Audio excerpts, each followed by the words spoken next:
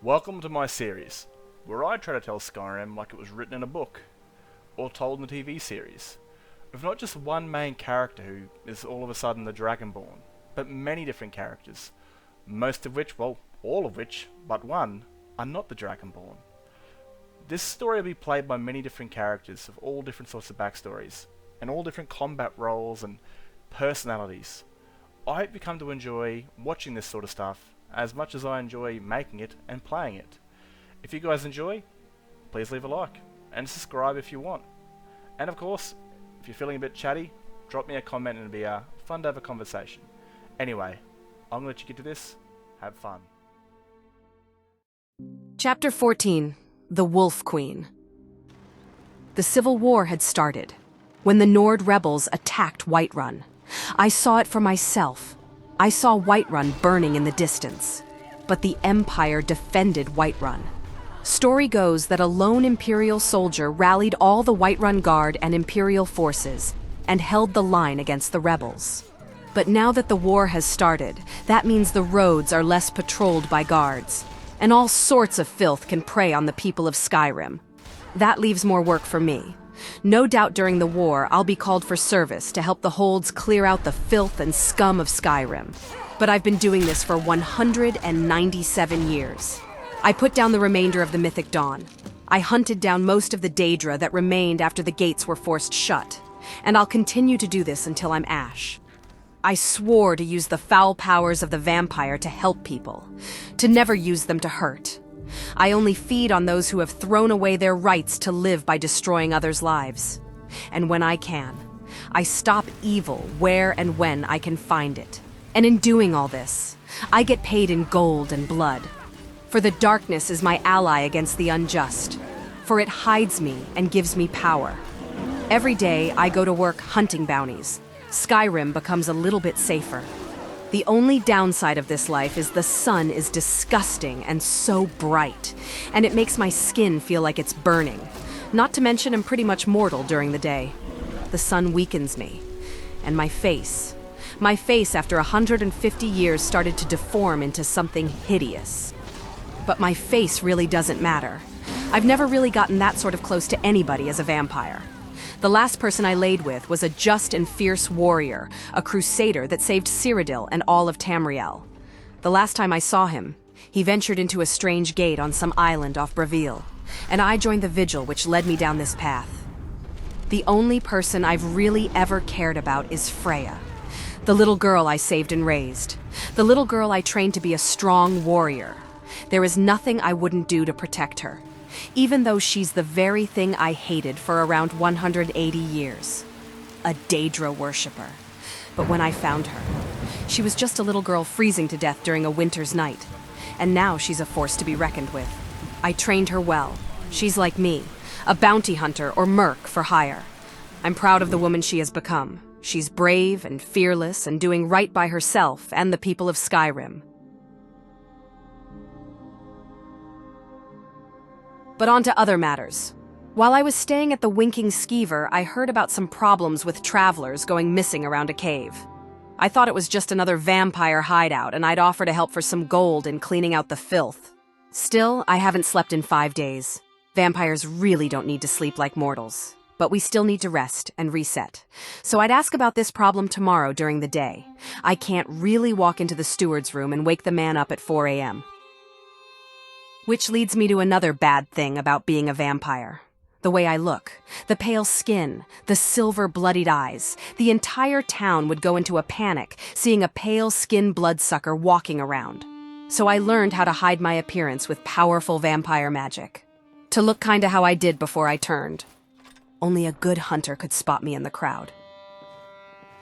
I might be around 220-something years old, but I don't want everybody looking at me with disgust. I get to see how I used to look, kind of. I don't think it's the same. It was so long ago. I might have got my skin color or hair color wrong, but I remember I had green eyes. I can barely remember that life. I can remember losing all hope at Kvatch, being found by the Crusader. I can remember charging into the gates of oblivion by his side, or watching him sleep beside me, so quietly and peacefully. Maybe I should have stayed with him after the Oblivion Crisis, and followed him into the strange gate. But maybe I was set on this path for a reason, to bring light to the darkness, to do good.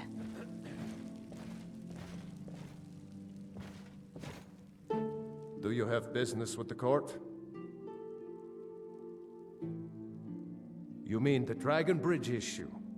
I'll be honest with you, I was planning to let that go. Varnius is a bit jumpy at the best of times. There have been reports of weird happenings near Wolfskull Cave. Travelers disappearing, odd lights. I suspect wild animals, or perhaps bandits. I don't think it's worth our time with the war going on. But if you want to clear out the cave, I'll make sure you're repaid for your work. Vampires, undead, or bandits. I was getting paid and doing Skyrim some good. Wherever the filth may hide, the wrath of Stendarr will cast them into the light.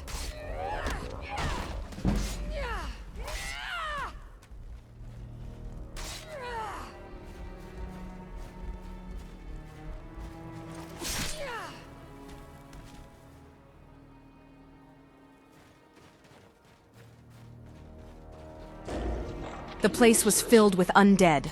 No doubt some travelers rested in this cave and woke the dead. And now others are being grabbed on their way past this cave. Or not. It appears disgusting necromancers have woken the dead to serve them, and take people off the roads to add to their armies. Makes sense. Draugr don't normally leave their guard, unless commanded to do so. These necromancers were trying to bring someone back, but who? Wolf Queen, hear our call and awaken. We summon Potema. We summon Potema. Long have you slept the dreamless sleep of death, Potema. No longer. Hear us, Wolf Queen. We summon you.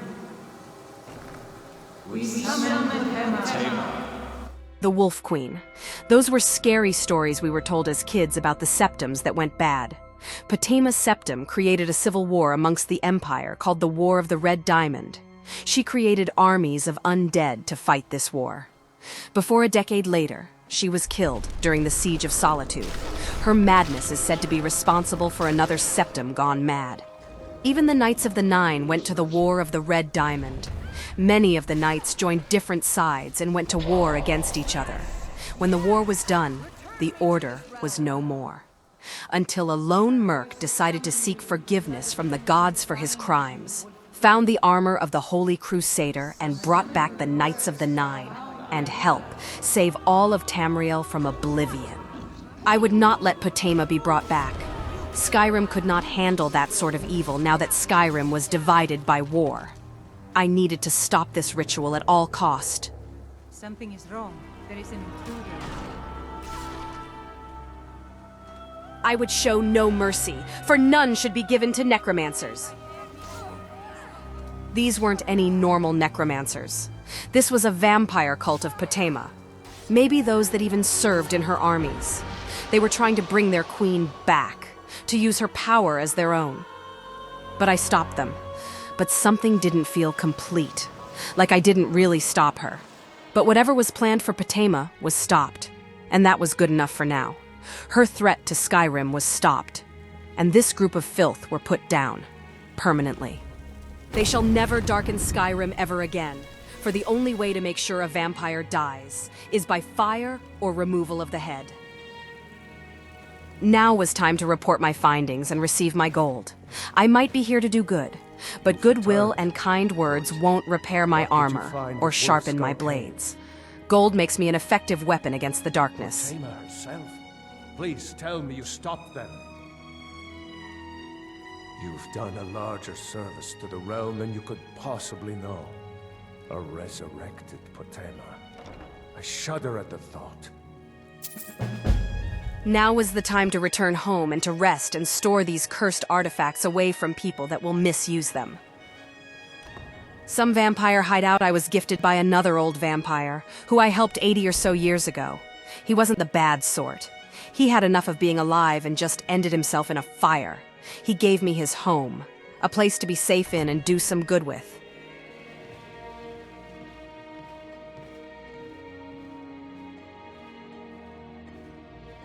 A place to hide away powerful evil artifacts, so they can't be misused again. Or a place to store powerful artifacts I have found in my 200 years of exploring Skyrim. Or a place to rest my armor while I rest. There's something about fire. If it touched me, it would catch on me and I'd burn up in a heartbeat. But at a safe distance for a vampire. You're able to remember warmth without the burning of the sun. To somewhat feel alive again. I've always liked being close to fire. Just not too close, but close enough to remember being alive. And just like that, I was gone. Back on the roads to go and hunt scum for gold, to do what I do best. There's no rest for the wicked after all.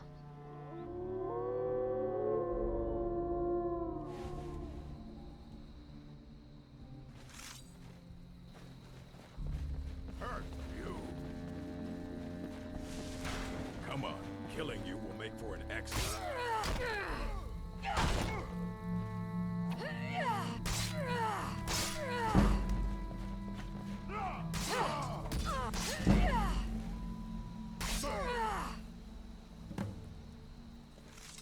I would find Freya looking for work in Riften before we were stopped by a courier with an important message. I've been looking for you. Got something I'm supposed to deliver. Your hands only.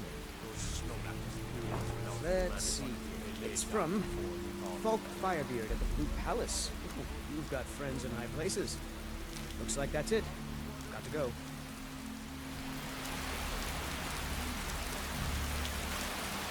The message was from Falk Firebeard requesting I return to Solitude under fear of Potema returning to power, asking me to stop her.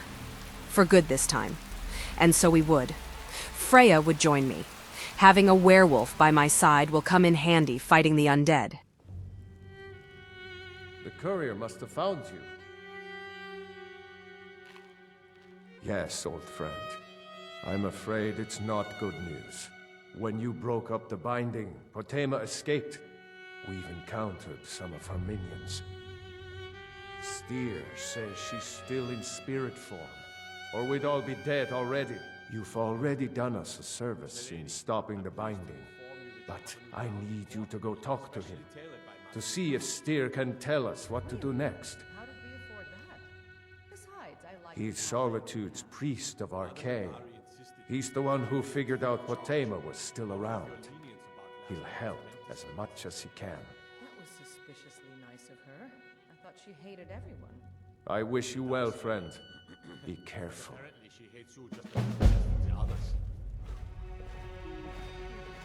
You must be the one Falk spoke so highly of. Welcome.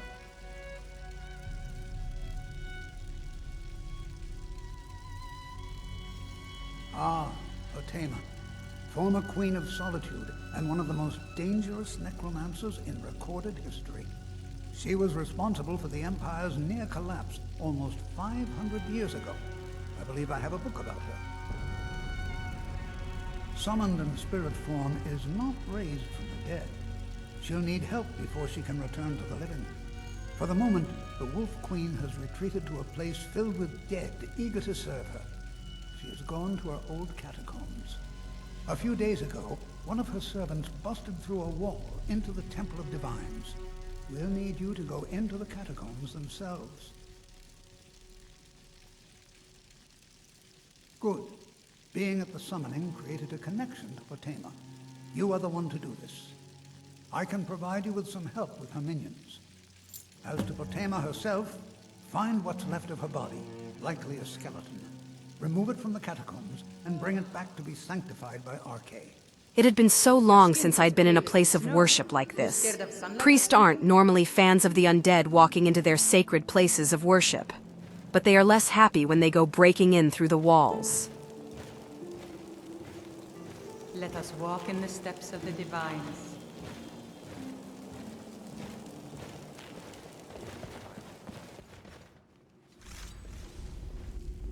I taught Freya to use steel over claws, but sometimes claw was preferred over steel, more so fighting the undead.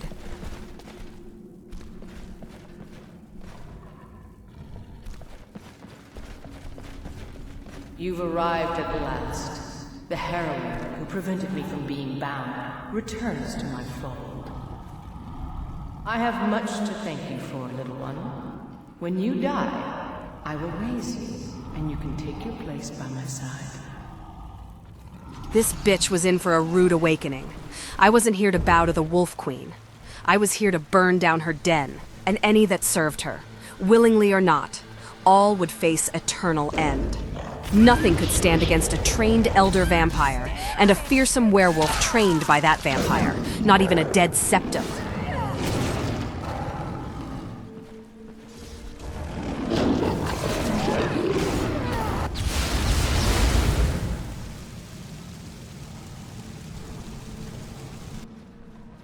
We cleaved through any we could find, Draugr or vampire. None would stand in our way.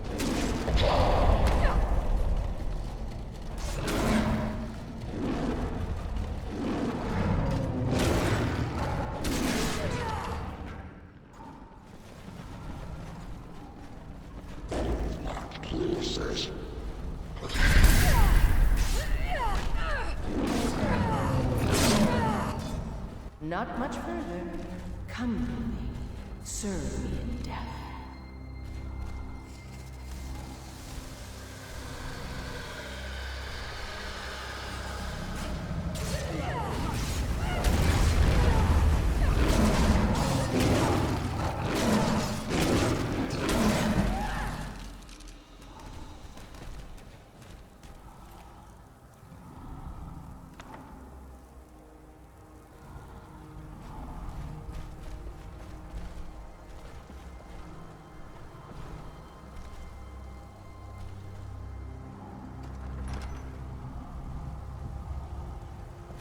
You've come far, mortal, but can you stand against my inner council? Let's see.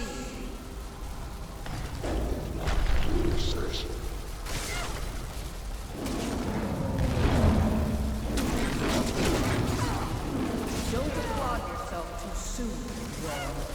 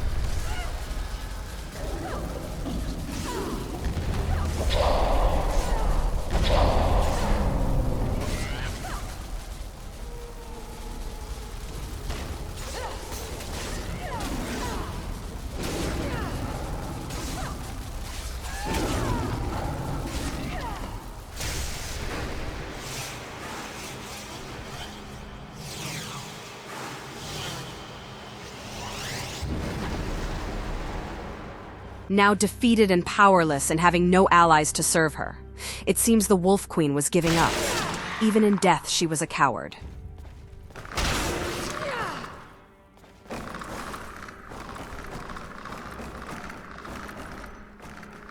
She couldn't run any further. It was her time to face the end that comes to all evil. Was time to put this all to an end. Hand off her skull to be sanctified, to put this evil to sleep forever. I'm hoping successfully.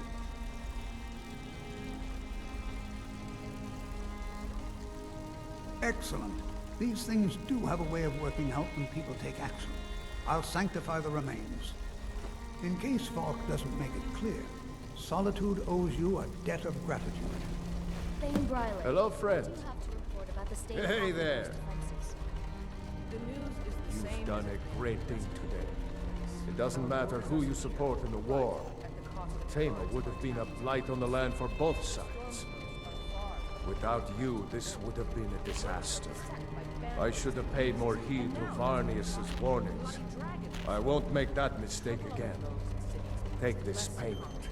The Jarl would thank you, but she very much wants to keep Tama's return quiet. Make no mistake, we consider you a protector of some. We were paid for our efforts, and I was considered an ally of Solitude.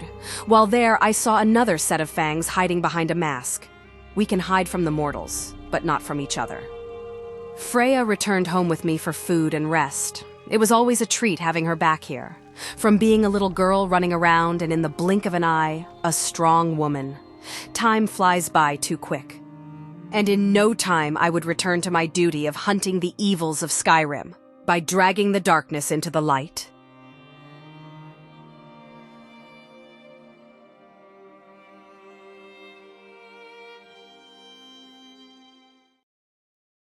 Oh, welcome to the outro. I am sorry for the buzzing you're hearing. This tends to happen with my NVIDIA Shadowplay. I don't know why. I have fixed it slightly to where it's just a buzzing and no longer a house wrecking sort of thing. Now, welcome to the outro.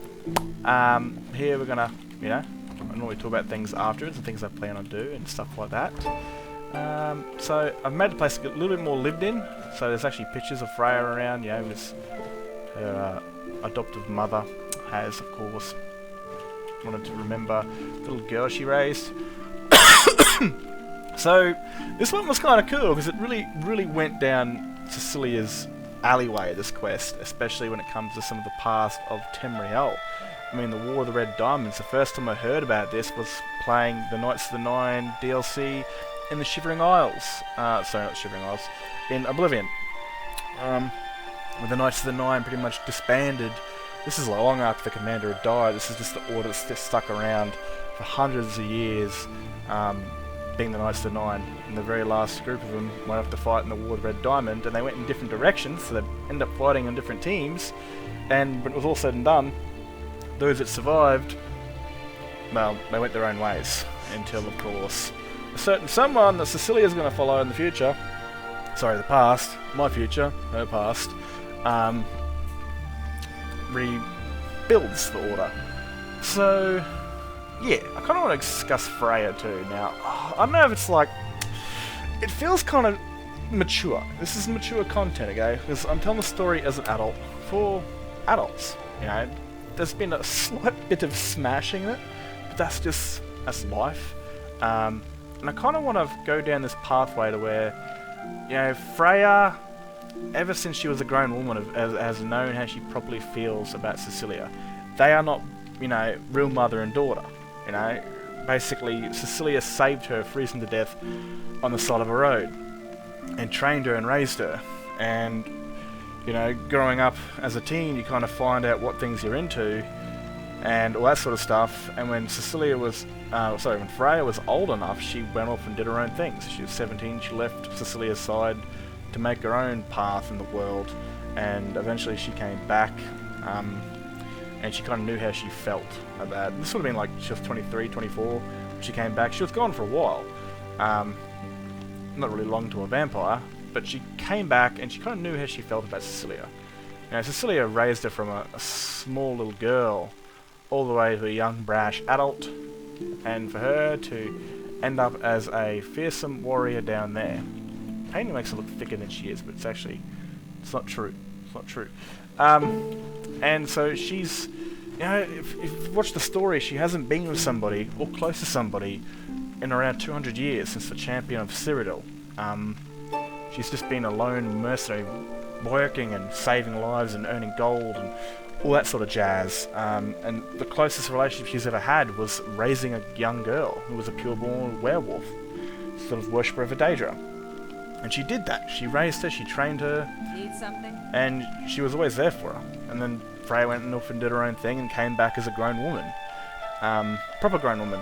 And over that time, when she came back to Cecilia, realised kind of how she felt about her. The woman that saved her life, the woman that cared for her, the woman that looked after her. And of course, these feelings can sometimes manifest into something a bit more important. Maybe on one side, maybe not on the other side, maybe not Cecilia's side, because Cecilia, again, will always see her as a little girl, but knows that she's no longer that little girl anymore. She's a fierce warrior. She's 28 years old during the time of Skyrim, and she's just got these memories of what Freya looked like on paintings. So, who knows, Freya might make a move on the woman that she's had feelings for since she was a grown woman, and Cecilia might break since she hasn't had any close connection with anybody since 200 years. And I've always seen Cecilia as bisexual because I see the Empire as very much like the Rome before it became Catholic.